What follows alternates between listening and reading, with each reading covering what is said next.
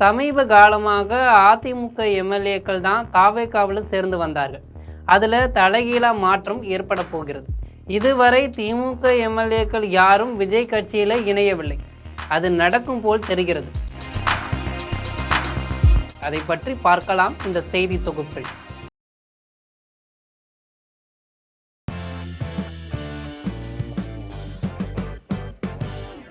அதிமுகவில் வெற்றி பெற்ற எம்எல்ஏக்கள் சிலர் தங்களது எம்எல்ஏ பதவியை ராஜினாமா செய்துவிட்டு தாவேகாவில் இணைந்திருக்கிறார்கள். அதிமுக முன்னாள் அமைச்சர் கடம்பூர் ராஜு உள்ளிட்டோர் தாவேகாவில் இணைந்துள்ளது குறிப்பிடத்தக்கது. இதனிடையே தாவேக ஆட்சியை கவிழ்வதற்காக 10 தாவேக எம்எல்ஏக்களை தங்கள் பக்கம் இழுப்பதற்கான முயற்சியில் திமுக தலைமை காய் நகர்த்தி வருவதாக அரசியல் வட்டாரத்தில் கிசுகிசுக்கப்படுகிறது.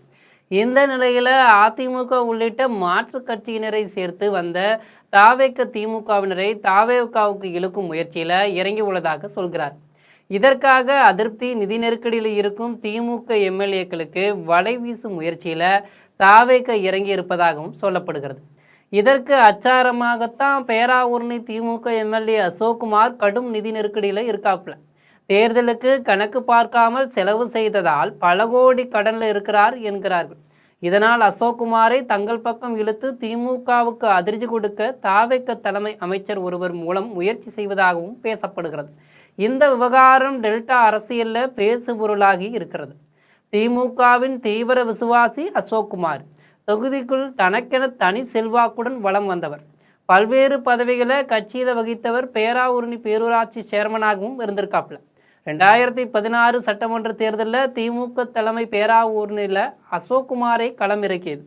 செலவுக்கு தலைமை எதிர்பார்க்காமல் 7 ஸ்பீட் பாக்ஸ் வரை செலவு செய்தவர். சொற்ப வாக்கு வித்தியாசத்தில் தோல்வியை தழுவினார். 2021 தேர்தலில் மீண்டும் போட்டியிட்டார். அப்போதும் தலைமை இவருக்கு செலவுக்கு பணம் கொடுக்கல. அப்போது பல ஸ்பீட் பாக்ஸ் வரை செலவு செய்து வெற்றி பெற்றார். திமுக ஆளும் கட்சியானது பல்வேறு வளர்ச்சி பணிகளில் நடைபெற்றது. இந்நிலையில் நடந்து முடிந்த 2026 தேர்தலில் திமுக தலைமை இவரையே நிறுத்தியிருக்கிறது. இம்முறை ஒவ்வொரு வேட்பாளருக்கும் குறிப்பிட்ட தொகையை தலைமை வழங்கியிருக்குது. இதில் இவருக்கு தலைமை கொடுத்த பணம் முழுமையாக கைக்கு வரல. களமும் கடினமாக இருந்ததுன்னு தான் சொல்லணும். இதனால் வெற்றி பெற வேண்டிய கட்டாயத்தில் கடன் வாங்கி செலவு செய்கின்ற நிலைக்கு ஆளானாப்புல. கடந்த தேர்தல்களை விட அதிக செலவு செய்தார். திமுக ஆளுங்கட்சியாக வந்துவிடும், சமாளித்து விடலாம் என்பது அவருடைய எண்ணம். ஆனால் திமுக எதிர்கட்சியாகி விட்டது. அவரது எண்ணமும் பொய்த்து விட்டதால் எதுவும் செய்ய முடியாத நிலைக்கு ஆளாயிட்டாப்ல அசோக்குமார். பொதுவாக அசோக்குமார் கணக்கு வழக்கு பார்க்காமல் செலவு செய்யக்கூடியவர். கொடுத்து சிவந்த கர்ணன் என அவரால் பலன் பெற்றவர்கள் அவரை சொல்வதுண்டு. நன்கொடை கேட்டு யார் சென்றாலும் வெறுங்கையுடன் திரும்பிவிட மாட்டாராம். எம்எல்ஏவாக முதல் 2 வருடங்கள் அடக்கி வாசித்தவர் மீண்டும் களமிறங்க முடிவெடுத்த பின்னர் யோசிக்காமல் செலவு செய்தாப்புல. எம்எல்ஏவாக இருக்கும் போதே அதிமுக முன்னாள் அமைச்சர் ஒருவரிடம் தனது தென்னந்தோப்பை விற்று செலவு செய்திருக்கிறார். இப்படியாக கட்சிக்கும் தேர்தலுக்கும் ஏகபோக செலவு செய்தவருக்கு தற்போது கடும் கடன் இருக்கிறது. கடன் கொடுத்தவர்கள் வேறு நெருக்கடி கொடுக்கின்றனர். சமீபத்தில் தனக்கு சொந்தமான நிலத்தை எம்ஓடி செய்து கொடுத்து கடன் வாங்கி கொஞ்சம் நிலைமையை சமாளிச்சிருக்காப்ல. எப்போதும் கொடுத்து பழக்கப்பட்டவர் என்பதால் அவரது வீட்டுக்கு நன்கொடை கேட்டு பலரும் செல்கிறார்கள். இந்த இக்கட்டான நிலையில் இருக்கும் அவரால் எதுவும் தர முடியாத நிலை. இப்படியான சூழலில் அவரது வீட்டில் நன்கொடை கேட்டு யாரும் வரவேண்டாம் என்று அறிவிப்பு பலகை வைக்கப்பட்டுள்ளது.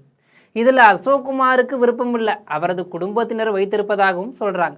கடனால் நிதி நெருக்கடியோடு சேர்ந்து மன உளைச்சலுக்கும் ஆளாக்கியிருக்காப்புல. தன் நிலையை தனக்கு நெருக்கமான பலர்கிட்ட சொல்லி புலம்பியிருக்காப்புல. அவருடைய நலம் விரும்பிகள் பலர் அசோக்குமார் நிலையை எண்ணி எப்படி இருந்த மனுஷன் இப்படி கலங்கி நிற்கிறான்னு கவலைப்பட்டிருக்காங்க. தன்னோட கடன் நிலை குறித்து உதயநிதி தரப்பை இருமுறை சந்தித்து வெளிப்படையாக பேசியிருக்காப்புல. ஆனால் உதயநிதி தரப்பில் முறையாக எதுவும் சொல்லாததால் அப்செட்டில் இருக்கார். இதனிடையே தஞ்சாவூரில் புதிய மாவட்ட ஆட்சியராக ரேவதி பொறுப்பேற்றிருக்கார்.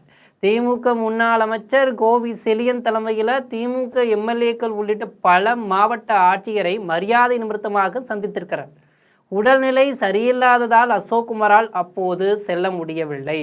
இந்த நிலையில் தாவேக அரசில் கொறடாவாக இருக்கும் சபரிவாசன் பேராவூரணியை பூர்வீகமாக கொண்டவர். நிகழ்ச்சி ஒன்றிற்காக பேராவூரணி வந்தார் சபரிவாசன். அதே நிகழ்ச்சிக்கு அசோக்குமாரும் சென்றிருக்கிறார். அப்போது இருவரும் மரியாதை நிமித்தமாக பரஸ்பரம் பேசி கொண்டனர்.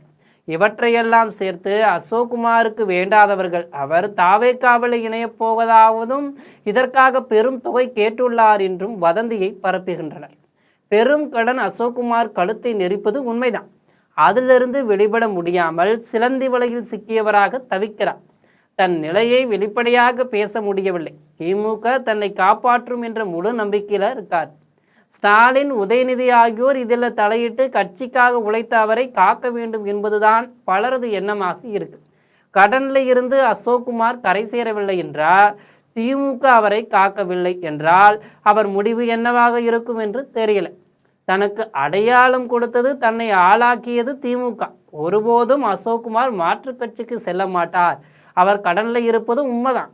இதற்காக உதயநிதியை சந்தித்து பேசியிருப்பதும் உண்மையே என அவரது தரப்பில் தெரிவிக்கப்பட்டிருக்கு. ஒருவேளை திமுக எம்எல்ஏ தாவேக்காவில் சேர்ந்தால் அதுபோல் தொடர்ந்து நடக்க வாய்ப்பு இருக்கு. இந்த முறை திமுகவில் எம்எல்ஏக்களாக வெற்றி பெற்றவர்கள் பணத்தை வாரி இறைத்துள்ளனர். இப்போது எதிர்கட்சியாக இருப்பதால் இவர்கள் போட்ட பணத்தை எடுக்க முடியல. அதனால் ஆளும் கட்சியான தாவேக்காவில் சேர்ந்தால் அதை எடுக்க முடியும் என நினைப்பார்கள். இதை தடுக்காமல் விட்டால் திமுகவுக்கு பெரும் இழுக்கு ஏற்படும். இதை எப்படி தடுக்கப் போகிறார் ஸ்டாலின் என்பதை பொறுத்திருந்து பார்க்கலாம். இது போன்ற விறுவிறுப்பான அரசியல் செய்திகளை உடனுக்குடன் தெரிந்து கொள்ள ஜெம் தொலைக்காட்சியுடன் எப்போதும் இணைப்பில் இருங்கள். நன்றி, வணக்கம்.